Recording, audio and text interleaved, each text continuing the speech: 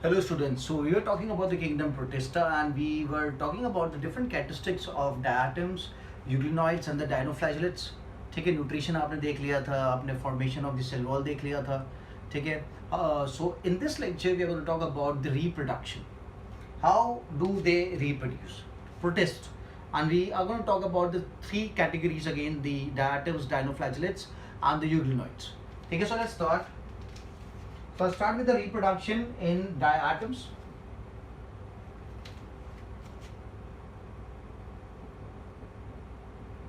Reproduction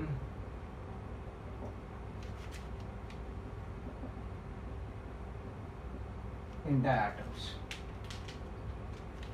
ठीक है, तो काफी आई होप आपने प्रीवियस लेक्चर को गो थ्रू कर लिया और जो भी पॉइंट्स अपने डिस्कस किए थे वो आपने गो थ्रू कर रखे हैं, ये मैं मान के चलता हूँ. Okay, so I start with the reproduction. Reproduction यहाँ पे डायटम्स में, diatoms belong to the protist. ठीक है, दो तरीके से होता है, sexually and asexually.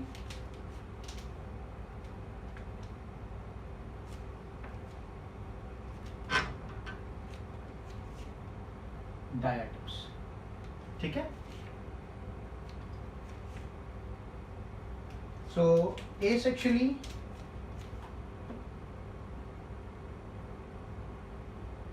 and there is sexually. So when you talk about sexual reproduction, तो sexual reproduction अपन previous उसमें पढ़ चुके हैं lecture में, that is isogamous, oogamous and anisogamous.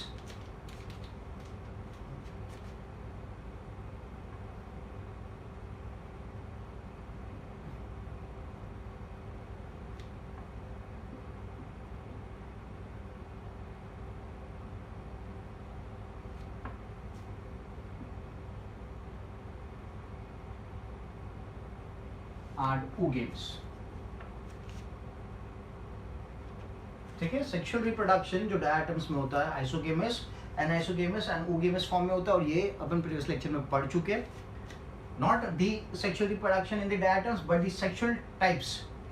ठीक है, and it is going to be common for every organism, जहां पे ये तीन पैटर्न्स आपको दिख रहे हैं. So will talk about the asexual reproduction. Asexual reproduction की अगर बात करते हैं, सो वी हैव during the favorable conditions, during the favorable condition, a diatom reproduces asexually with the help of binary fission. किसके थ्रू? बाइनरी फिशन के through reproduce करेगा. और बाइनरी फिशन में भी, जैसे कि अगर ये ऑर्गेनिज्म है तो there are two types of fissions available. There is transverse fission या फिर longitudinal fission. This is transverse fission, this is longitudinal fission. यहाँ पे लिख देंगे transverse fission भी देखने को मिलेगा and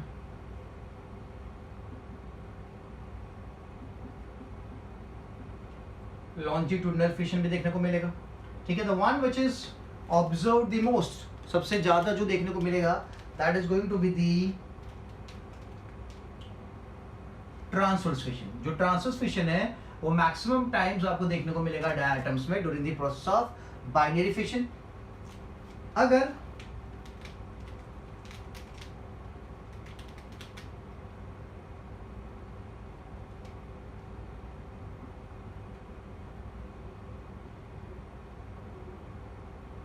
अनफेवरेबल कंडीशन की बात करते हैं, सो अनफेवरेबल कंडीशन में जो डायटम्स होते हैं ये स्पोर्स का फॉर्मेशन करते हैं और इन स्पोर्स को कहा जाता है स्टैटोस्पोर्स.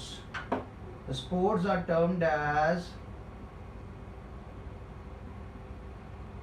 स्टैटोस्पोर्स. ठीक है, तो स्टैटोस्पोर्स के अगर फॉर्मेशन की बात करें तो लेट्स से आपको पता है यहाँ पे we observe a soap box like structure. जो सेल वॉल होती है वो सोप बॉक्स लाइक स्ट्रक्चर बनाती है. ठीक है, तो ये इसके अंदर का जो साइटोप्लाज्म है और ये न्यूक्लियस है. ठीक है, डायटम्स की मैं बात कर रहा हूं. तो अब क्या होगा, ये जो साइटोप्लाज्म है ये एग्रीगेट हो जाएगा. ओके, एक साथ में आ जाएगा और this is going to look like this.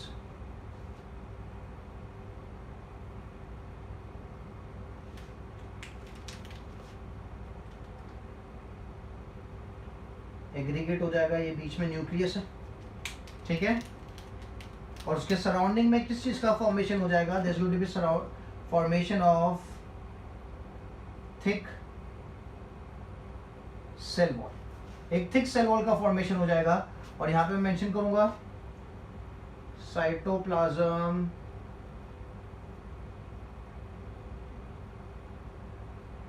Aggregates, ठीक है, साइटोप्लाज्म क्या करेगा, एग्रीगेट करेगा और थिक सेल वॉल का फॉर्मेशन हो जाएगा, ठीक है। सो ये जो बना, this is going to be termed as the statospore. So this is how asexual reproduction होता है। So now we look at the life cycle of the diatom. अगर लाइफ साइकिल चेक करते हैं डायटम की, तो किस तरीके से लाइफ साइकिल का पैटर्न फॉलो होता है, तो ये तो समझ में आ गया आपको, बाइनरी फिशर है and this is unfavourable condition में स्टैटोस्पोर्स का formation. So if you look at the life cycle of diatoms,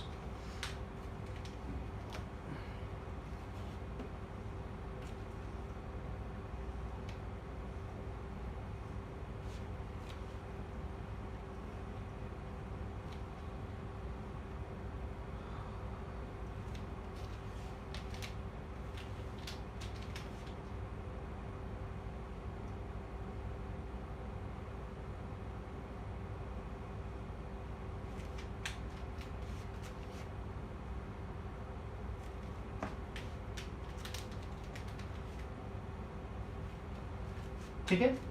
so life cycle of diatoms की अगर बात करते हैं, तो let's make a diatom again. जो ऊपर वाला कवरिंग होता है सेल वॉल का, that is termed as हाइपोथिका,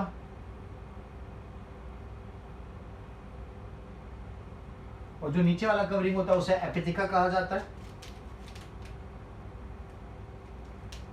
nucleus बनाते हैं साइटोप्लाज्म, ठीक है, and there is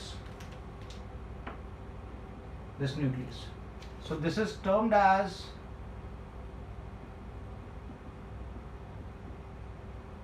apitheca, this is hypotheca, ठीक है। और ये क्या चीज है, this is the cytoplasm and this is the nucleus, ठीक है।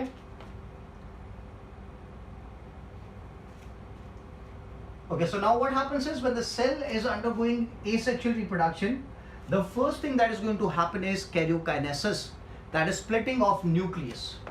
तो जो पहला स्टेप आप यहाँ पे देखोगे, that is splitting of nucleus, which is termed as karyokinesis.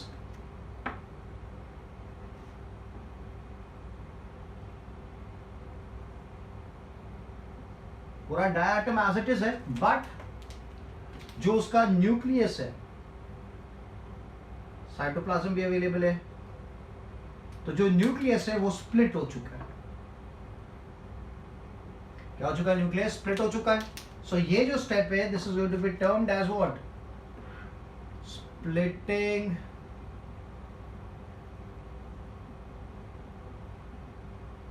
Of nucleus, which is termed as what,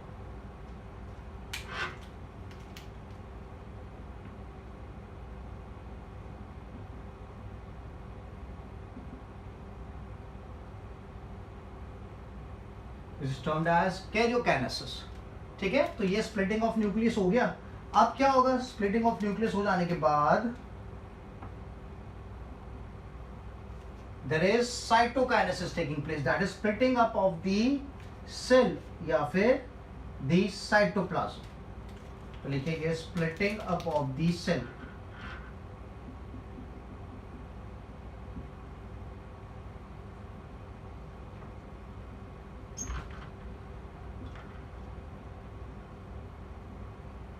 splitting up of the cell और the cytoplasm.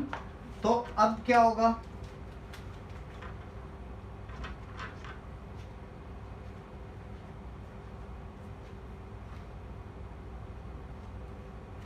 As it is है, और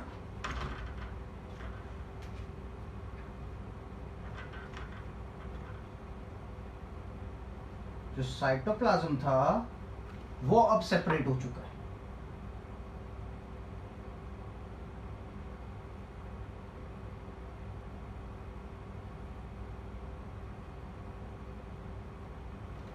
ठीक है, अब दोनों के पास अपना अपना न्यूक्लियस तो पहले ही स्प्लिट हो गया था. So this is what this process is known as cytokinesis. तो cytokinesis हो गया.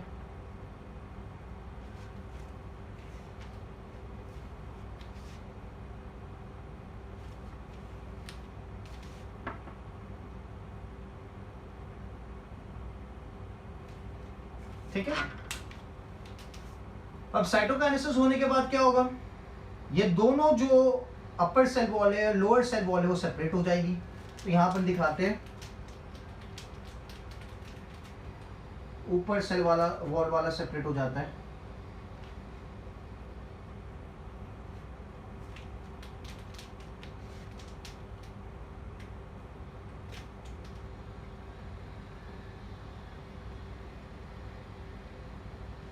ये सेपरेट हो गया इसके न्यूक्लियस के साथ. और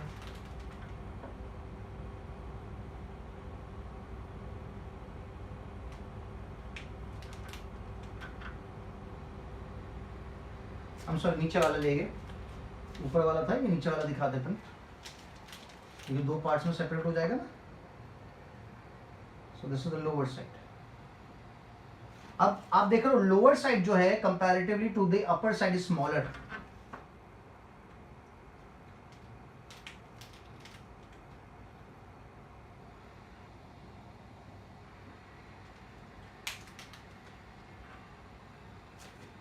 तो ये क्या हुआ, ये लोअर साइड स्प्लिट हो गया,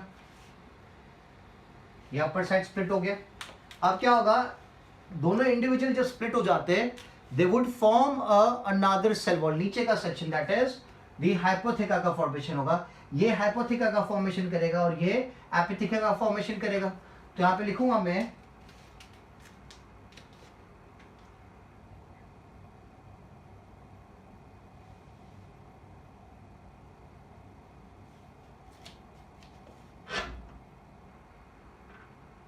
अब इसकी साइज, बिकॉज ये नीचे से ओरिजिन हुआ है तो इसकी साइज छोटी है और ये ऊपर वाले पोर्शन से ओरिजिनेट हुआ इसलिए इसकी साइज बड़ी है. ठीक है, तो यहां पे लिखेंगे new हाइपोथेका is formed.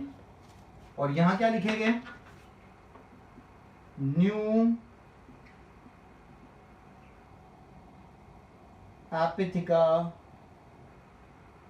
is formed. New hypotheca is formed and new epitheca is formed. ठीक है, तो ये क्या बन गया, ये नया वाला बन गया. अब ये यहाँ पे आपने क्या देखा, this was binary fission taking place. अब जितनी बार बाइनरी फिशन होता जाएगा, अगर इसकी बात करें यहाँ पे बाइनरी फिशन हो रहा है, तो जितनी बार बाइनरी फिशन होता जाएगा क्या होगा, हमेशा एक जो सेल बनेगा that is going to be the smaller compare to the another cell.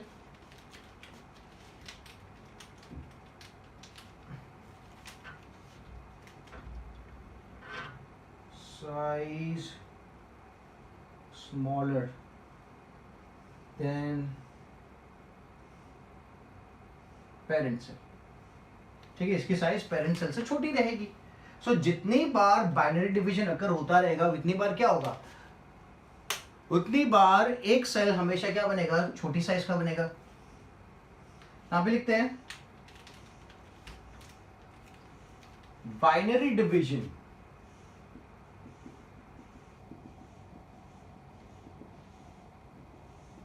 leads to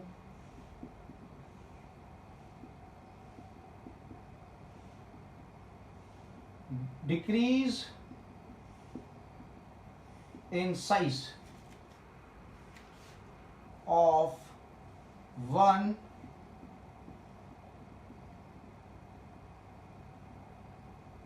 daughter cell. ठीक है, हमेशा जितनी बार बाइनरी डिवीजन होता जाएगा, अगर ये भी बाइनरी डिवीजन करेगा तो इसमें भी क्या होगा, एक डॉटर सेल की size comparatively to the another daughter cell is going to be smaller. और यहाँ के केस में तो पहले से ही छोटा था, तो जो दूसरा बनेगा वो तो इससे भी छोटा आने वाला है. ठीक है, तो आपको याद रखना है. So binary division leads to the decrease in size of one daughter cell. तो ये जो फिनोमिना है, जैसे जैसे बाइनरी डिवीजन होता जाएगा साइज रिड्यूस होती जाएगी, this is known as the Macdonald Pfitzer law. It is termed as the Macdonald Pfitzer law. ठीक है, तो मैं लिख देता हूं,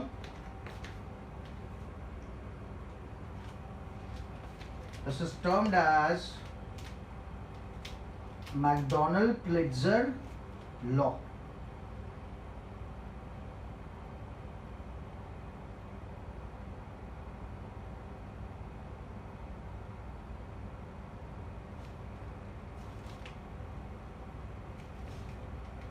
मैकडोनल्ड-प्लिट्जर्स लॉ। ठीक है, so if it is asked what is the Macdonald Pfitzer's law,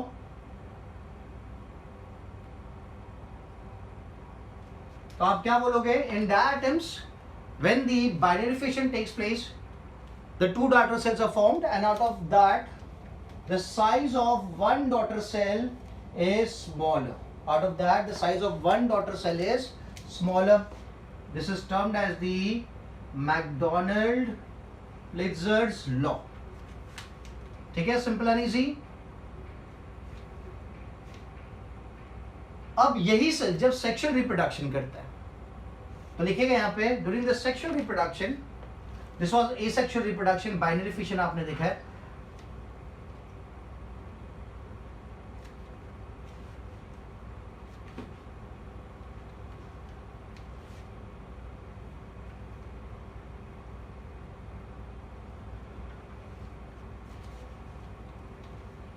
Okay, so now during this sexual reproduction, if this is undergoing sexual reproduction,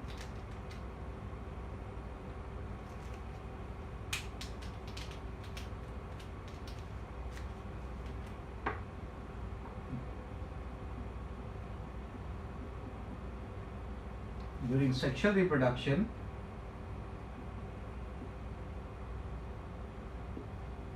diatoms undergo meiosis,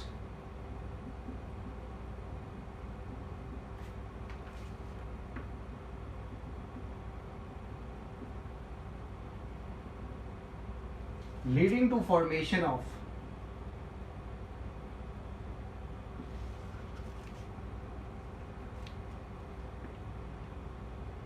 gametes.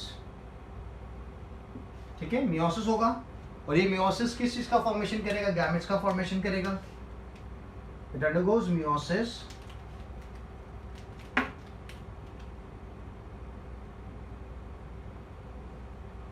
Leading to the formation of gamete.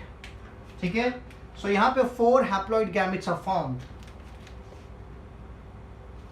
4 haploid gametes are formed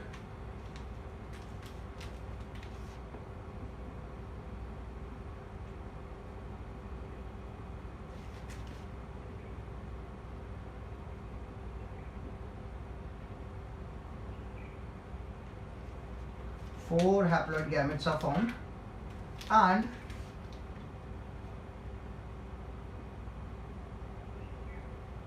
released। और क्या किया जाता है? उन्हें release किया जाता है by the diatom. ठीक है, सो रिलीज के बाद क्या होगा? दूसरे गैमेट के साथ, दूसरे डायटम के गैमेट के साथ क्या होगा? फ्यूजन होगा। So fusion takes place and a zygote is formed।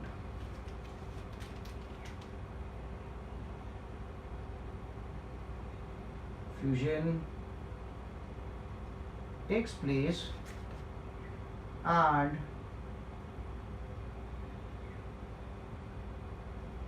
zygote is formed। ठीक है, अब ये जो zygote है, the zygote, it shows growth, it shows increase in size।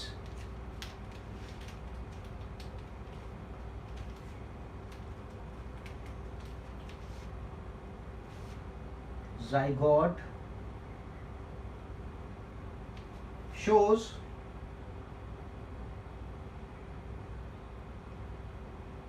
growth and increase in size। जो zygote है ये क्या दिखाता है? एक ग्रोथ दिखाता है। it shows growth and increase in size। ठीक है, दिस फिनोमिना जब zygote ग्रोथ दिखाता है और इंक्रीज इन साइज दिखाता है, दिस इज नोन एज ऑक्सोस्पोर। क्या कहा जाता है इसे? ऑक्सोस्पोर कहा जाता है।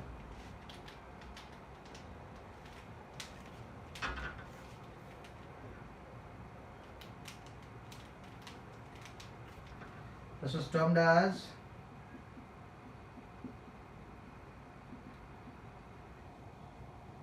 oxospore. That is, zygote shows growth and increase in size. ठीक है?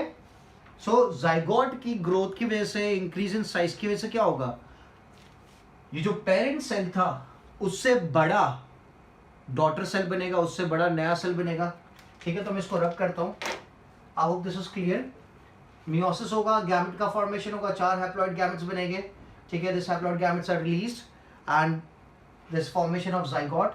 ओके, फ्यूजन के बाद अब जाइगोट क्या करता है, it increases in size and shows growth. So we term that condition as the auxospore. So now because of the increase in size of the zygote, जो नया सेल बनेगा that is going to be having big cytoplasm compare to the parent.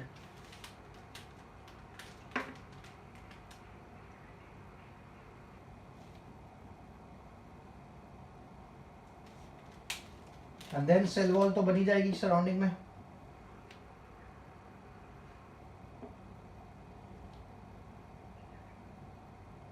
ठीक है, so as you can see the difference, this is bigger, this is smaller. Earlier cases में क्या हो रहा था, जब आप एसेक्सुअल रिप्रोडक्शन की बात कर रहे थे तो एक डॉटर सेल छोटा होता था, दूसरा बड़ा होता था. ठीक है, यहां पे बड़ा ही होगा, बड़ा than the parent.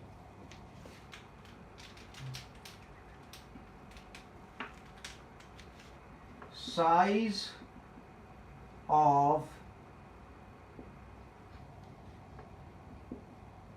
new cell is increased. Size of new cell is increased. ठीक है, and this phenomena is known as the restoration process. इसे क्या कहा जाता है? This is termed as restoration process.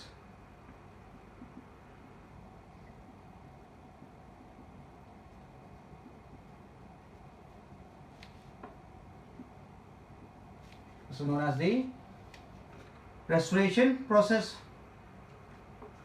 ठीक है, तो जैसे कि अगर आप यहाँ पे देखो लाइफ पैटर्न को या सेल साइकिल को, इसको समझने की कोशिश आप करो, तो जितने भी स्टेजेस अवेलेबल थे, okay, all the stages are diploid except the gamete वाला स्टेज. जो गैमेट में मैंने मेंशन किया था, गैमेट्स आर हैप्लॉइड. तो यहाँ पे लिखेंगे all the stages life cycle में इन डायएटम लाइफ साइकिल. अभी तक जितने भी स्टेजेस मैंने बताए, बाइनरी फिशन हुआ, उसमें जो 2 डॉटर सेल्स बने, फिर जो सेक्सुअल रिप्रोडक्शन हुआ, उसमें जो नया सेल बना है, ठीक है, सब क्या डिप्लॉयड है except the gametes. So in the diatom life cycle all the stages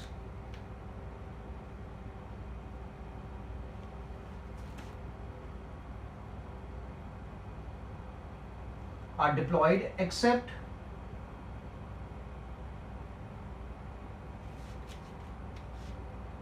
the gametes. because gametes क्या होते हैं? n होते हैं. ठीक है, तो जितने भी सेल, जैसे कि ये क्या है, दिस इज ऑल्सो 2n, ये पेरेंट सेल था, ये भी 2n है. बस जब गैमेट का फॉर्मेशन हुआ तो गैमेट्स क्या थे? गैमेट्स n थे, हैप्लॉइड थे. बाकी everything is diploid.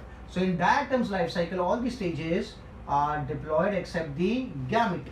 The gamete stages haploid. ठीक है, तो जो लाइफ साइकिल है उसमें मेजॉरिटी ऑफ द पार्ट कौन प्ले कर रहा है? डिप्लॉयड वाला पार्ट कर रहा है. Diploid majority of the cell is in the diploid stage. तो जो लाइफ साइकिल है, उस लाइफ साइकिल को क्या कहा जाएगा? It is termed as diplontic life cycle. It is termed as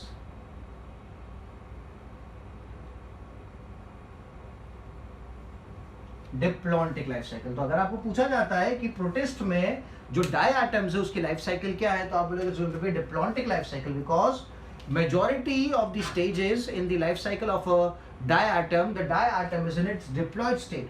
Only when the gametes are formed, the gametes are in the haploid state. ठीक है, यहाँ पे मैं लिख देता हूँ, haploid is n.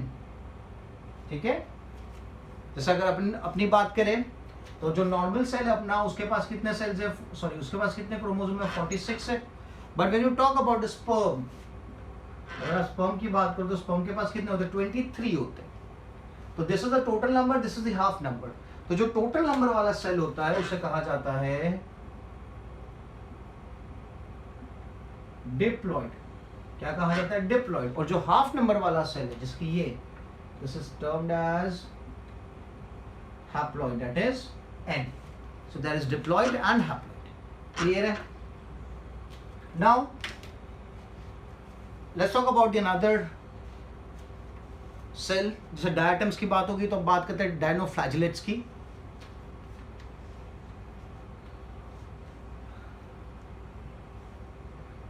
Reproduction in dinoflagellates अगर देखें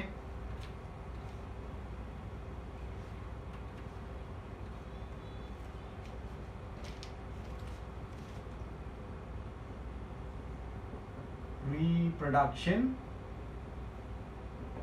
in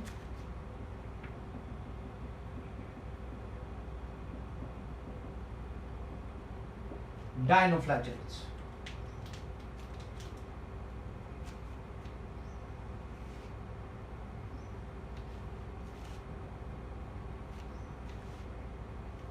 So there is asexual reproduction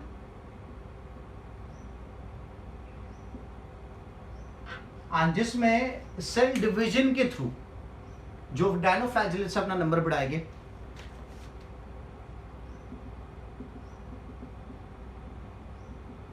और जो सेल डिवीजन का पैटर्न है, इसकी अगर ये सेल है तो it can be a longitudinal division, और it could be a transverse division, और it could be oblique division.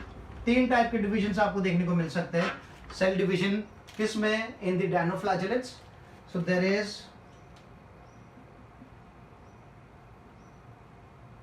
Transverse, then there is longitudinal, and there is oblique cell division. ठीक है. दूसरा जो पैटर्न है सेक्सुअल रिप्रोडक्शन में, that is spore formation.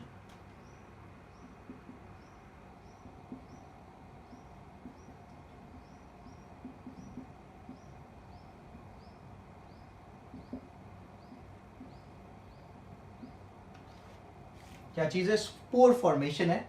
और spore formation में 2 type के स्पोर्स बनते हैं इन द डायनोफ्लैजेलेट्स. एक स्पोर जो बनते हैं जिनके पास फ्लैजेला होता है. ठीक है. सो वी कैन टर्म दो स्पोर्स एज फ्लैजेलेटेड स्पोर बोल सकते हैं. ठीक है. तो जो फ्लैजेलेटेड स्पोर, उनका दूसरा नाम भी है, they are also termed as ज़ूस्पोर्स.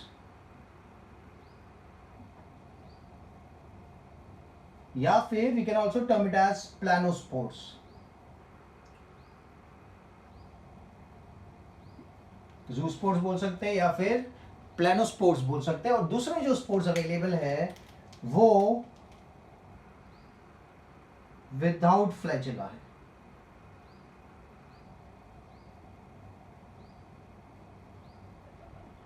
Without flagella.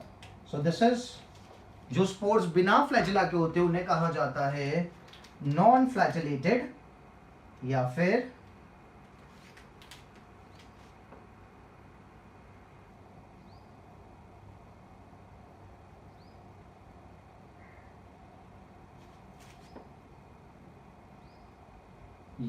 they are also termed as aplanospores.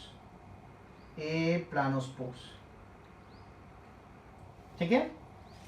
सो डायनोफ्लैजेलेट्स में फ्लैजेलेटेड स्पोर्स भी बनते हैं which is a part of asexual reproduction, and non flagellated spores भी बनते हैं. So we have the terms planospores and aplanospores. ठीक है.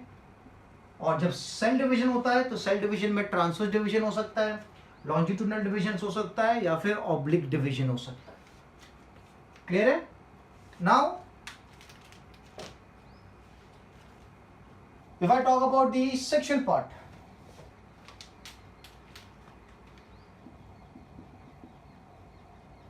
अगर सेक्सुअल डिवीजन देखें तो I'll rub this down. Sexual division में अगर डायनोफ्लैजिलेट की डिप्लॉयड बॉडी है, डिप्लॉयड मतलब टू एन स्टेट में,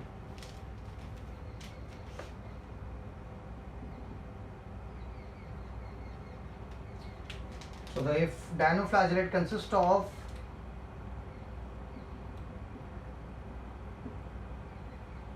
डिप्लॉयड बॉडी, या फिर दूसरा कंडीशन क्या हो सकता है कि it can have the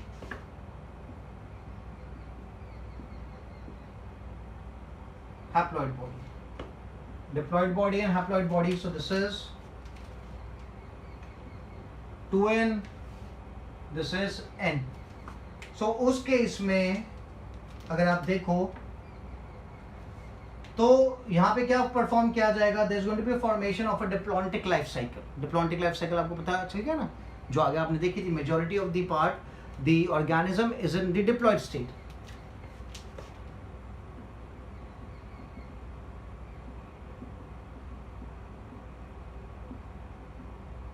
diplontic life cycle, ठीक है. और जो मियोसिस यहाँ पे होता है that is during the formation of gametes. Meiosis occurs during the formation of gametes, ठीक है. So this is termed as gametic meiosis.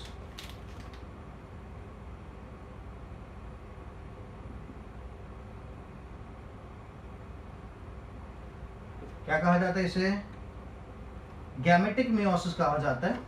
और we can take an example of a diploid dinoflagellate that is Noctiluca. Example is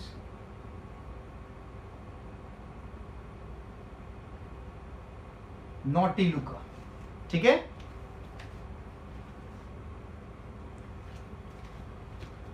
now if I talk about the sexual reproduction with the dinoflagellate, इसका एक नाम मैं यहाँ पे लिख देता हूँ. Example is सेरेशियम.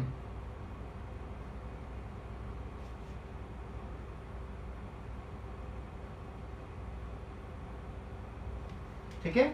जो सेरेशियम होता है इसकी जो बॉडी होती है, main body, that is haploid. तो ऑब्वियसली जो मेजॉरिटी ऑफ द पार्ट ये जो सेरेशियम है ये क्या दिखाई देगा, हैप्लॉइड दिखाई देगा. तो लाइफ साइकिल कौन सी होगी इसके पास,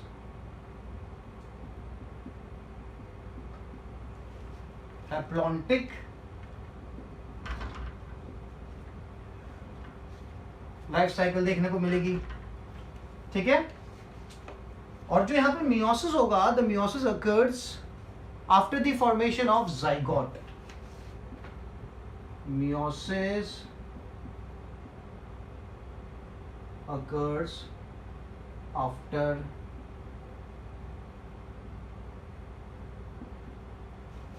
formation of zygote.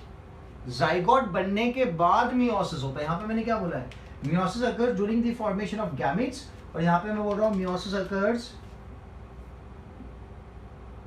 formation of gametes. यहां पे meiosis occurs after the formation of zygote, ठीक है. तो it is termed as zygotic meiosis.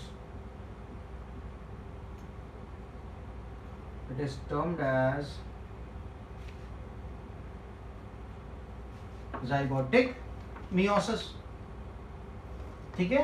So we have the examples Nautiluca for a diploid body dinoflagellate and Serestium for a haploid body dinoflagellate, ठीक है. So एक और देख लेते हैं, यूग्लिनॉइड्स बाकी है.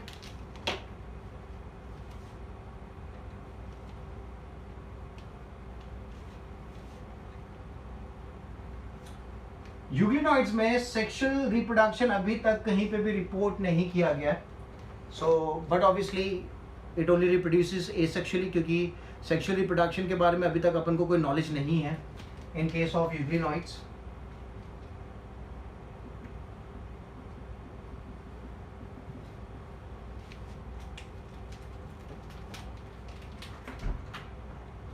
ठीक है. तो इसको दो में डिवाइड करते हैं अपन. That is asexual reproduction.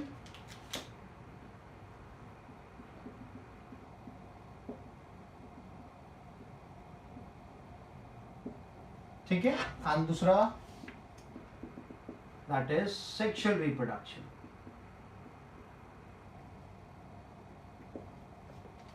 तो सेक्सुअल रिप्रोडक्शन के बारे में क्या लिखेगा? It is not yet been recorded.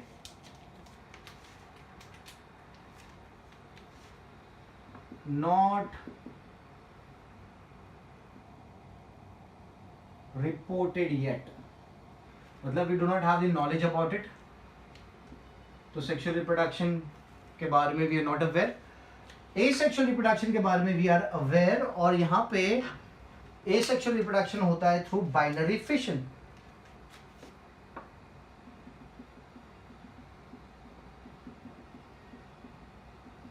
कौन सा फिशन? Binary fission. और बाइनरी फिशन में भी जो डिवीजन है वो डिवीजन होता है लॉन्जिट्यूडनल. कौन सा डिवीजन होता है? Longitudinal division. क्या मेंशन करेंगे अपन?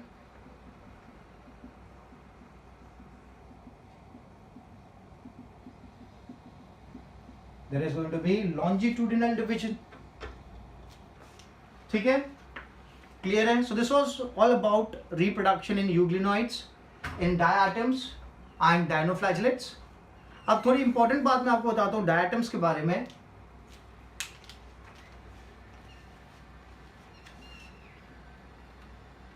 So diatoms are the chief producers.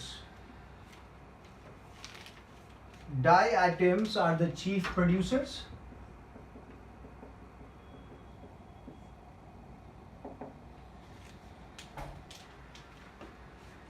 ठीक है, प्रोड्यूसर्स आपको पता है we term plant as the primary producers. तो उसमें भी जो डायटम्स है वो क्या है? They are the chief producers.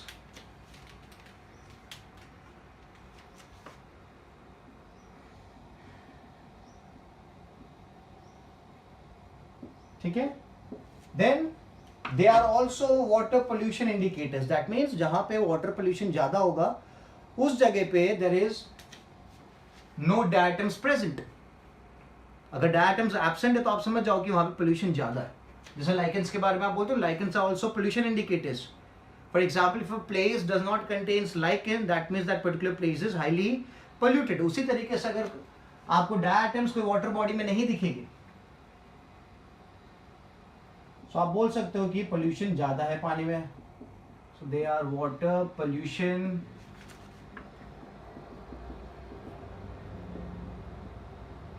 Indicators.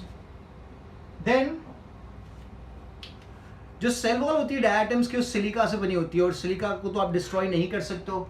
It is indestructible. ठीक है, सो जो सिलिका है उसका बिल्डअप होता ही जाता है, होता ही जाता है. और उसकी वजह से क्या होता है? There is formation of a rock. लिखेंगे अपन silica present in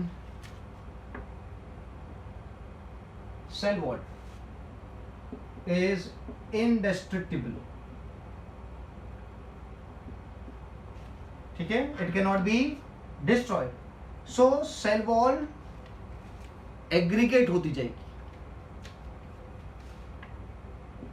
So cell wall, अगर डायटम्स की डेथ हो जाती है तो उनकी सेल वॉल तो डिग्रेड नहीं होगी. It would keep on aggregating. Cell wall aggregates and forms a rock like structure and forms a rock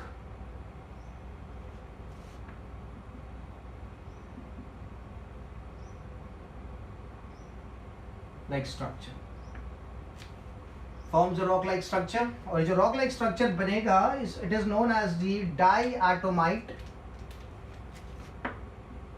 known as diatomite बोलते हैं, या फिर it is also known as diatomaceous earth. Diatomaceous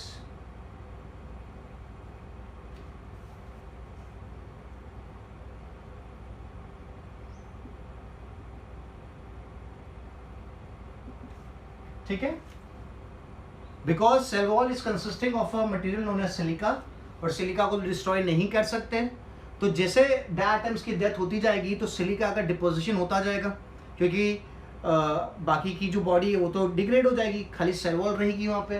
तो जिसकी वजह से जो सेल वॉल है उसका एग्रीगेशन होने लगेगा, और एग्रीगेशन होने की वजह से एक रॉक लाइक स्ट्रक्चर का फॉर्मेशन होगा, जिसे कहा जाता है डायटोमाइट या फिर डायटोमेशियस अर्थ कहा जाता है। ठीक है, तो जो डायटोमेशियस अर्थ होता है ये पोरस होता है और ग्रिटी होता है।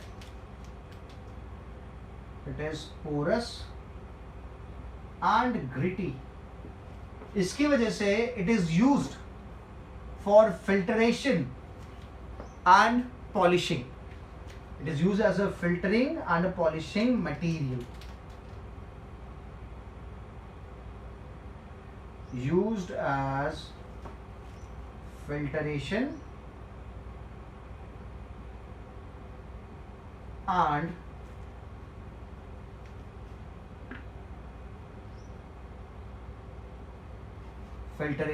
and polishing material.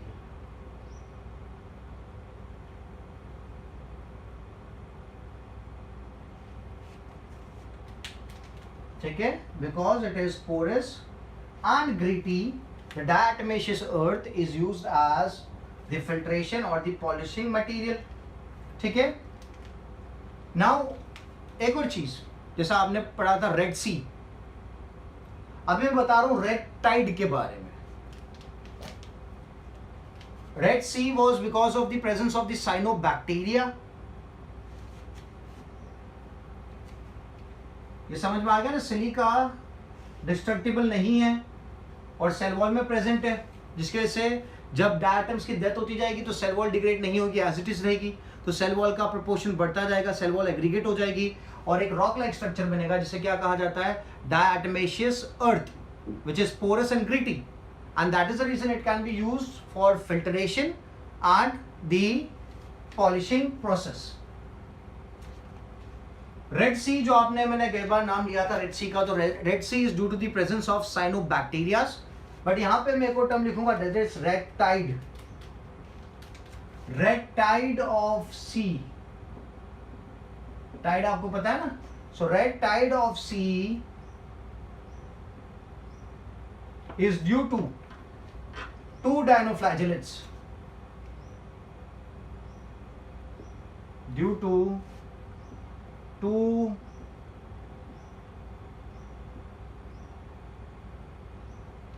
dinoflagellates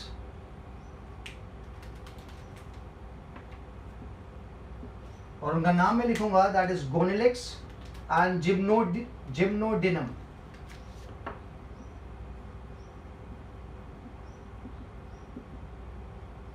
so that is Gymnodinium, ठीक है, और दूसरा क्या है, गोनेलिक्स।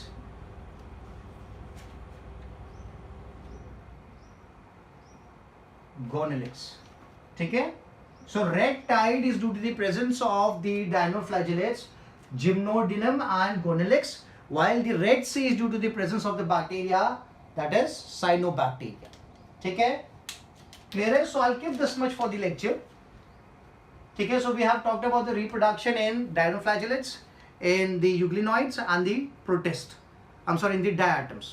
ठीक है, so go to the lecture properly, अच्छे से नोट्स बना लेना, और नोट्स बनाने के बाद मुझे व्हाट्सअप कर देना, और कोई भी डाउट है तो मुझे फोन या व्हाट्सअप कर देना। ठीक है, so I will keep this much for the lecture. Thank you so much.